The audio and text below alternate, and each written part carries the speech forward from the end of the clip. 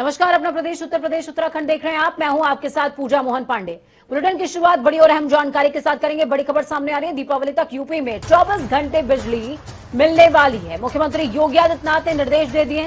दीपावली तक यूपी में बिजली की आपूर्ति होनी चाहिए, कटौती मुक्त होगी।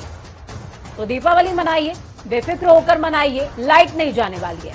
दिवाली तक 24 घंटे बिजली मिलने वाली है। बेहद बड़ी और अहम जानकारी सरकार की तरफ से, या यूं कहें कि बिजली विभाग की तरफ से तमाम लोगों को सौगात है ये। और वाकई ऐसी खबरें जब सामने आ रही हूं कि प्लांट्स बंद हो रहे हैं, कोयला कम हो रहा है, सरकार को आपूर्ति करनी पड़ रही है, बिजली खरीदनी पड़ रही है, उस बीच ये खबर वाकई राहत देने वाली है। दिवाली तक 24 घंटे बिजली मिलने वाली है।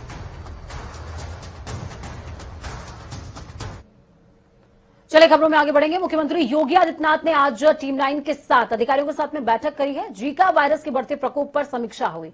सीएम योगी ने निर्देश जारी करते हुए कहा कि कानपुर में अब तक जीका वायरस से संक्रमित 11 मरीजों की पुष्टि हो चुकी है। ऐसे में विशेष सतर्कता की जरूरत है। उन्होंने कहा कि डेंगू की टेस्टिंग और तेज की जाए। अस्वस्थ लोगों के उपचार के लिए सभी अस्पतालों में प्रबंधन किए गए।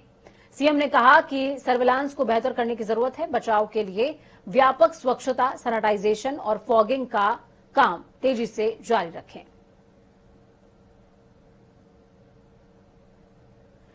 उत्तर प्रदेश लोक सेवा आयोग से आवास और शहरी नियोजन विभाग के नव चयनित सहायक अभियंताओं को मुख्यमंत्री योगी आदित्यनाथ ने आज नियुक्ति पत्र सौंपा है। मुख्यमंत्री के सरकारी आवास और आयोजित कार्यक्रम में सीएम योगी ने कुल 33 चयनकर्ताओं को नियुक्ति पत्र दिया। इनमें से सिविल अभियंता और इलेक्ट्रॉनिकल मैकेनिकल अभियंता शामिल रहे। इस दौरान मुख्यमंत्री ने उत्तर प्रदेश लोक सेवा आयोग की परीक्षा में सफलतापूर्वक जगह बनाने वाले और आवास विभाग में चयनित होने पर नव चयनित इंजीनियर्स को बधाई दी है। साथ ही संबोधित करते हुए कहा, पारदर्शी तरीके से यानी कि ट्रांसपेरेंसी के साथ में नव चयनित 46 अभियंताओं में से आज यहां 33 को नियुक्ति पत्र दिया जा रहा है। इन पदों पर विज्ञापन से लेकर नियुक्ति की प्रक्रिया तक सब कुछ क्रिस्टल क्लियर रहा है।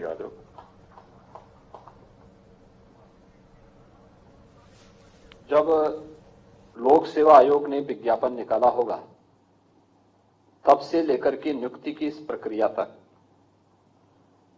आप में से किसी भी अभ्यर्थी को किसी भी स्तर पर सिफारिश करने की आवश्यकता महसूस नहीं हुई होगी।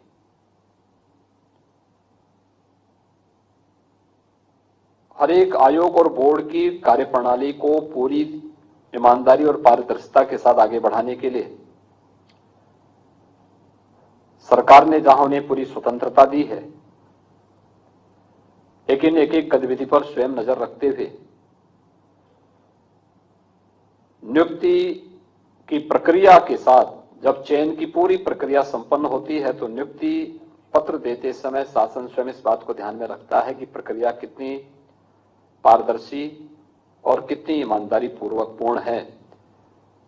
कि जिन 33 अभियंताओं का यहां पर चयन हुआ है, या अलग अलग पृष्ठभूमि से जुड़े हुए, प्रदेश के अलग अलग स्थानों से जुड़े हुए हैं, और सबने अपनी मेहनत से, अपने परिश्रम से, अपने माता पिता और अपने गुरुजनों के आशीर्वाद से यह स्थान प्राप्त किया है।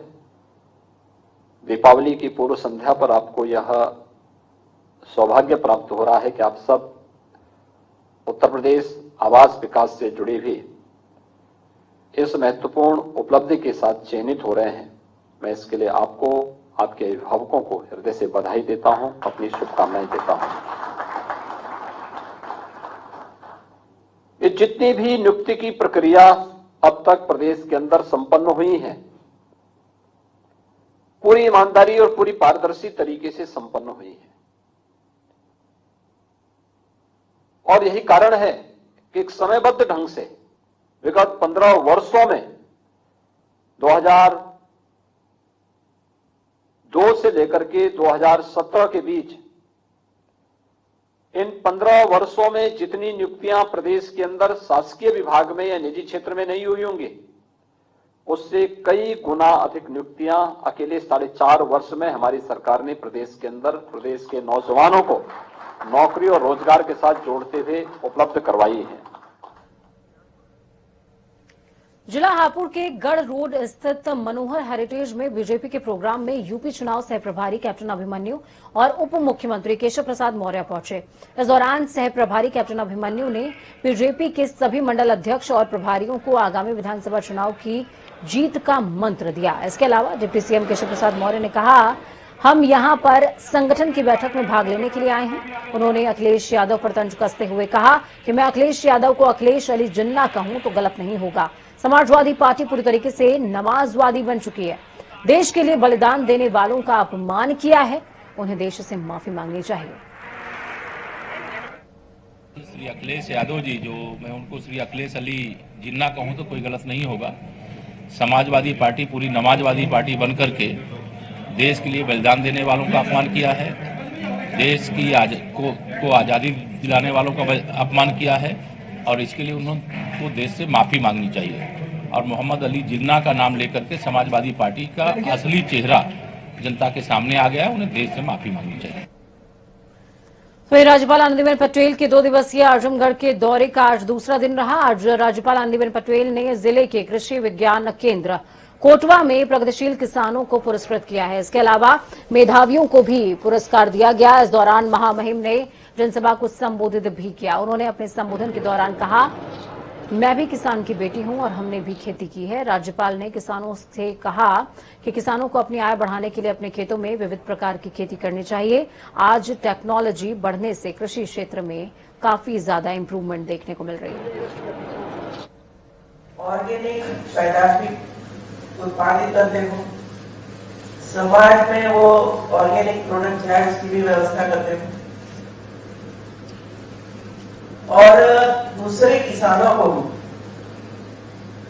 प्रशिक्षण देते हो और वो भी ये दिशा में चले इसका प्रयास करते हैं। आसपास भी इंसान है ये देखेंगे करेंगे अपने प्रचार प्रसार कीजिए। इसके बाद केवी के मैंने देखा है सब जगह, कहीं अच्छा काम हो रहा है तो कहीं कुछ, सभी बिल्डिंग खड़े और अधिकारी कोई न कोई जनपद के मुख्य स्थान पर रहते हैं, आवन जावन करते हैं, 2 घंटा रहते हैं। सपा से निष्कासित गाजीपुर की सैदपुर से विधायक सुभाष पासी ने अपने समर्थकों के साथ लखनऊ में भाजपा का दामन थाम लिया। भाजपा के यूपी प्रभारी राधा मोहन सिंह और प्रदेश अध्यक्ष स्वतंत्र देव सिंह की मौजूदगी में उन्होंने भाजपा की सदस्यता ग्रहण की है। सुभाष पासी के अलावा ब्लॉक प्रमुख, जिला पंचायत सदस्य भी भाजपा में शामिल हुए। आपको बता दें कि सुभाष पासी के को हाल ही में समाजवादी पार्टी ने पार्टी के खिलाफ गतिविधियों में लिप्त होने की वजह से निष्कासित कर दिया था, जिसके बाद उन्होंने अब भाजपा का दामन थाम लिया है। वहीं इस दौरान सुभाष ने मीडिया से बात करते हुए बीजेपी की जमकर तारीफ भी की है।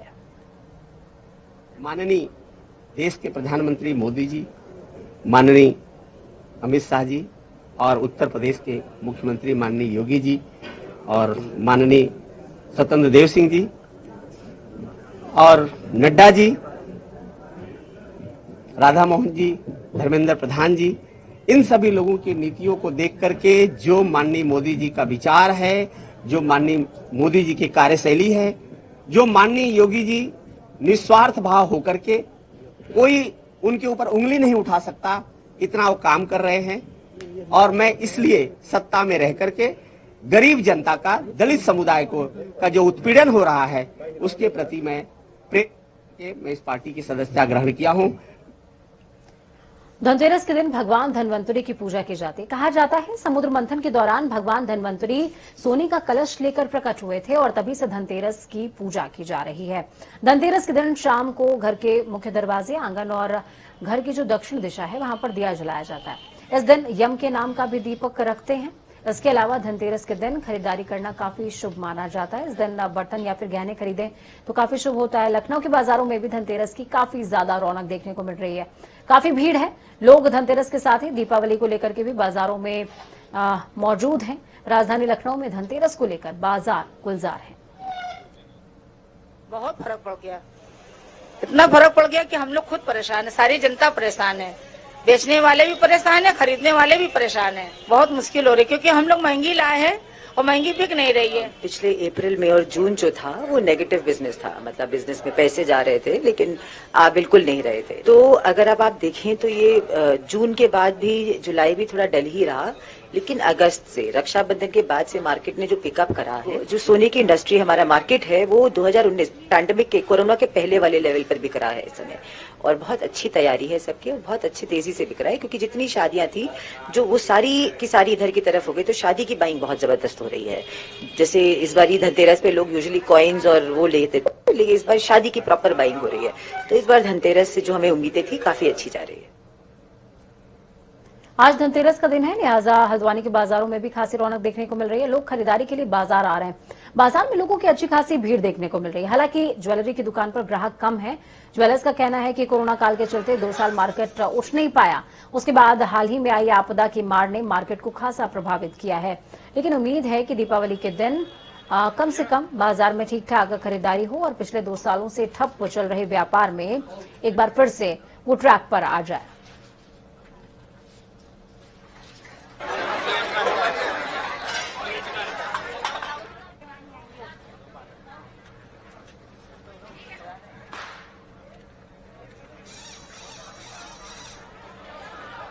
चलिए ग्राउंड जीरो का रुख करते हैं। हमारे साथ में सचिन जुड़ चुके हैं राजधानी लखनऊ से और अजीत काम्बोज हमारे साथ देहरादून से जुड़े हुए हैं। सचिन, कैसी रौनक नजर आ रही है, बाजारों में कितना उत्साह है, पहले आप बता दीजिए। मैं आपको बताना चाहूँ कि धनतेरस का अपने आप में एक पौराणिक महत्व है। लोग लगातार सुख समृद्धि और शांति के लिए इस दिन पूजा करते हैं। मैं अपने कैमरामैन को चाहूंगा कि पूरा पैन करके दिखाएं किस तरीके से जो है बाजार सजे हुए हैं और लोगों की भीड़ है। जाहिर सी बात है, कोविड काल था पहले, तो उस वजह से जो एक्टिविटी थी लोग सेलिब्रेट नहीं कर पा रहे थे, लेकिन जब से कोविड काल खत्म हुआ है तो ऐसे में कहीं ना कहीं मैं आपको बताना चाहूंगा, ये देखिए किस तरीके से पूरा बाजार सजा हुआ है, लोगों की भीड़ है और कहीं ना कहीं जो राजधानी लखनऊ के बाजार है उसमें रौनक नजर आ रहा है। मैं यहाँ भी दिखाना चाहूंगा, यहाँ पे तमाम महिलाएं हैं जो खरीदारी करती हुई नजर आ रही हैं। और जो माटी कला की बात करते हैं, माटी कला को प्रोत्साहन देने के सीएम योगी आदित्यनाथ बात करते हैं, तो यहाँ पे मिट्टी से बनी हुई मूर्तियां भी हैं जिसको ले जो कि लोग खरीद रहे हैं। ये कहीं ना कहीं अपने आप में एक आकर्षण का केंद्र भी है। डेकोरेटिव्स हैं जो कि लोग खरीद रहे हैं, तो अपने आप में ये एक बहुत ही अच्छी बात है कि इकोनॉमिक एक्टिविटी फिर से रिकवर कर रही है और लोग घर से बाहर निकल रहे हैं और जो सेलिब्रेशन का जो एक उत्साह है उससे कहीं ना कहीं जो राजधानी लखनऊ के तमाम वासी हैं वो बाहर निकल रहे हैं और जो है खरीदारी करते हुए नजर आ रहे हैं और इकोनॉमिक एक्टिविटी रिकवर होती हुई नजर आ रही है। जी ठीक है, मैं आपका वापस से रुक करूंगी सचिन। इस बीच अजीत भी हमारे साथ जुड़े हुए हैं देहरादून से। अजीत, बाजारों में कितना उत्साह नजर आ रहा है? क्या पैंडेमिक की तुलना में इस साल कुछ हद तक राहत है व्यापारियों को? बिल्कुल पूजा, आपने ठीक कहा। जिस तरह से कोविड काल के चलते कई तरह की दिक्कतें पिछले 2 साल से व्यापारी और आम जनता ने झेली हैं। त्योहारी मौसम में भी जहां जनता सीधे तौर पर घरों में कैद होने को मौजूद थी, तो वहीं व्यापारी वर्ग इस वजह से नाराज था कि मार्केट नहीं खुल पा रहे हैं। लेकिन इस साल सरकार ने राहत दी है और जिस तरह से कोविड वैक्सीनेशन भी काफी अच्छी संख्या में हुआ है, तो इसके चलते उत्तराखंड के बाजारों में काफी रौनक है। चाहे देहरादून के बाजारों की बात हो या हल्द्वानी के बाजारों की बात हो, सभी जगह भीड़ भाड़ है। हालांकि लोग खुद से भी इन चीजों का पालन करते हुए नजर आ रहे हैं कि कोविड और ज्यादा ना फैले या कोई दिक्कतें हो सकती है, इसलिए पहले ही बचाव करके चलना होगा। तो काफी चीजें देखने को मिल रही हैं। हालांकि शासन प्रशासन ने व्यवस्थाएं बनाने का काम किया है, ज्यादा भीड़ भाड़ ना हो इसको लेकर लोगों को सचेत किया जा रहा है। जिला प्रशासन की टीमें मार्केट एरियाज में जहां पर ज्यादा भीड़ भाड़ हो सकती है वहां पर तैनात की गई है। कोविड वैक्सीनेशन को लेकर भी जगह जगह यहाँ पर राजधानी देहरादून की अगर बात की जाए तो वैक्सीनेशन कैंप लगाए गए थे। कोई भी वॉक इन करके यहाँ पर अपना कोविड वैक्सीनेशन करवा सकता है। तो तमाम व्यवस्थाएं जिला प्रशासन की तरफ से दी गई है और शासन स्तर पर लगातार मॉनिटरिंग भी हो रही है कि त्योहारों का मौसम है, कहीं पर भी ज्यादा पैनिक सिचुएशन ना क्रिएट हो। इसको देखते हुए भीड़भाड़ वाले स्थानों पर लोगों को अलर्ट किया गया है और लगातार लोगों को सचेत किया जा रहा है कि आप भीड़भाड़ में जाने से बचे, खरीदारी जरूर करें लेकिन इतनी भीड़भाड़ भी ना हो कि लोगों को दिक्कतों का सामना करना पड़े। तो इस तरह का माहौल है, लोग भीड़भाड़ में जरूर जा रहे हैं लेकिन उचित जो पालन है कोविड नियमों का उसको भी करते हुए नजर आ रहे हैं। बिल्कुल, बहुत शुक्रिया आप दोनों का ही हमारे साथ जुड़ने के लिए, अहम जानकारी ग्राउंड जीरो से साझा करने के लिए। तो लोगों में उत्साह है, बाजार में रौनक लौट रही है और कहीं ना कहीं जो इकोनॉमिक एक्टिविटीज हैं वो वापस से ट्रैक पकड़ रही हैं। दूसरी तरफ उत्तर प्रदेश के जिले महोबा में कोतवाली पनवाड़ी क्षेत्र के ग्राम नेकपुरा के राम जानकी मंदिर से 4 प्राचीन मूर्तियां चोरी हो गई, जिसके बाद इलाके में हड़कंप मच गया। घटना की सूचना पाकर मौके पर पहुंची पुलिस ने मामले की तफ्तीश शुरू कर दी है। तो वहीं ग्रामीणों में घटना के बाद काफी ज्यादा गुस्सा देखने को मिल रहा है। यूपी में जहां एक और कोरोना के मामलों में कमी देखी जा रही है, तो वहीं रायबरेली जनपद में एक बार फिर से कोरोना महामारी ने दस्तक दी है। आपको बता दें कि जिले में एक कोरोना केस सामने आया, जिसके मिलने के बाद स्वास्थ्य विभाग अलर्ट हो गया है। तो वहीं जिले में दूसरी तरफ डेंगू का भी प्रकोप जारी है। बीते 24 घंटे में डेंगू के 2 केस मिले हैं, जिनके बाद से डेंगू मरीजों की कुल संख्या 52 हो गई है।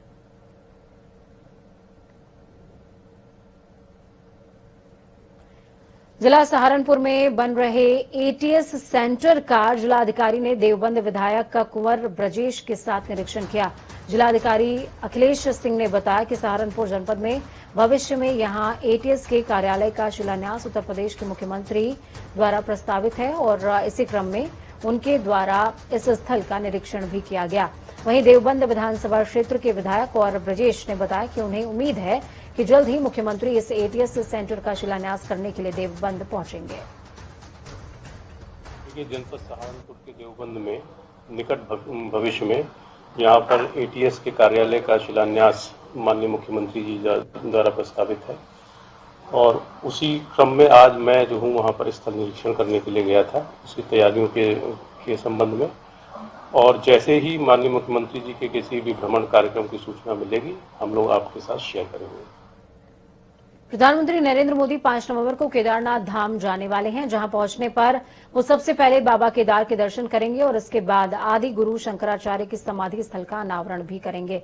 इसके बाद वो केदारनाथ धाम में बनी गुफाओं में समय व्यतीत कर सकते हैं, जहां एक और पीएम आगमन को लेकर देवस्थानम बोर्ड और शासन प्रशासन तैयारियों में जुटा हुआ है। तो वहीं तीर्थ पुरोहित समाज पीएम के आगमन को लेकर आंदोलन की रूपरेखा तैयार कर रहा है। उनका कहना है कि केदारनाथ धाम को राजनीति का अड्डा बनाया जा रहा है, जबकि तीर्थ पुरोहितों की देवस्थानम बोर्ड को भंग करने की मांग को नहीं सुना जा रहा। ऐसे में पीएम मोदी के आगमन पर स्वागत के साथ ही विरोध भी किया जाएगा। 5 नवंबर को देश के प्रधानमंत्री श्री नरेंद्र मोदी जी केदारनाथ में दर्शन के लिए आ रहे हैं और आपका केदारनाथ में स्वागत है।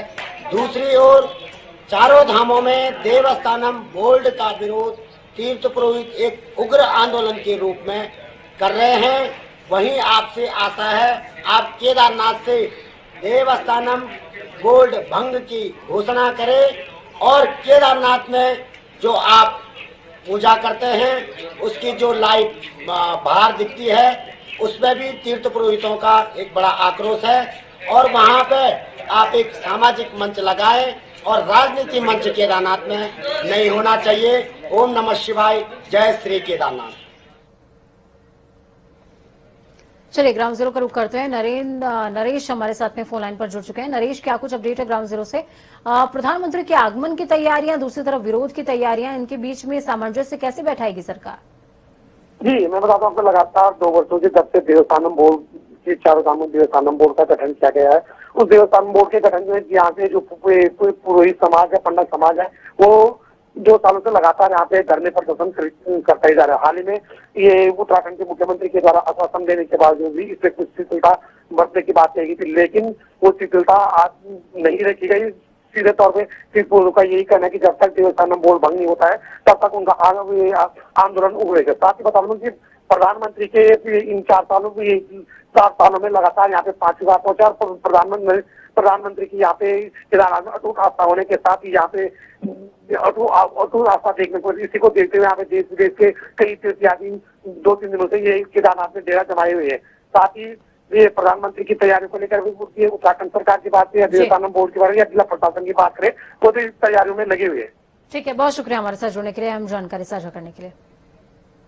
मुख्य निर्वाचन अधिकारी ने पत्रकार वार्ता करते हुए आने वाले विधानसभा चुनाव की तैयारियों को लेकर जानकारी साझा करी। विशेष अभियान के माध्यम से नवंबर महीने में मतदाता सूची को अपडेट किया जाएगा। वहीं 31 अक्टूबर तक की मतदाता सूची जारी की गई है, जिससे कुल 11,647 मतदाता केंद्रों पर मतदान होगा। तो वहीं कोविड के चलते इस बार मतदान केंद्रों की संख्या बढ़ाई गई है। हर 2 किलोमीटर के भीतर एक मतदान केंद्र होगा, जिसके तहत 1200 मतदाता पर एक बूथ की व्यवस्था की जाएगी। आपको बता दें कि कुल 46,000 मतदाता अपने मतदान का प्रयोग करने वाले हैं। आगामी आने वाला इलेक्शंस में 80+ का जो वोटर्स है और पर्सन्स विद डिसेबिलिटीज का जो वोटर्स है, उनके लिए एक नया प्राविधान बनाया गया है। उस प्राविधान के अनुसार उनको उनका रेसिडेंस से ही वोट करने के लिए फैसिलिटेट किया जाएगा, उनके द्वारा एप्लीकेशन दिया जाएगा।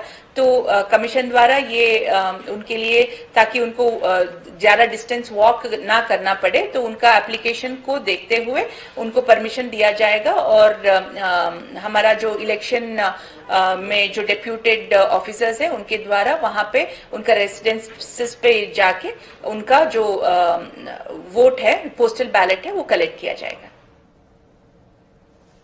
त्योहारी सीजन को देखते हुए नैनीताल पुलिस पूरी तरीके से अलर्ट मोड पर आ गई है। धनतेरस, दिवाली समेत अनेक त्योहारों को देखते हुए भीड़ भाड़ वाली जगहों में सघन चेकिंग अभियान चलाया जा रहा है। रेलवे स्टेशन, बस स्टैंड, बाजार में डॉग स्क्वाड, बॉम्ब स्क्वाड की मदद ली जा रही है। इसके अलावा सुरक्षा व्यवस्था के मद्देनजर पुलिस अधिकारियों ने निचले कर्मचारियों को अलर्ट रहने को कहा है।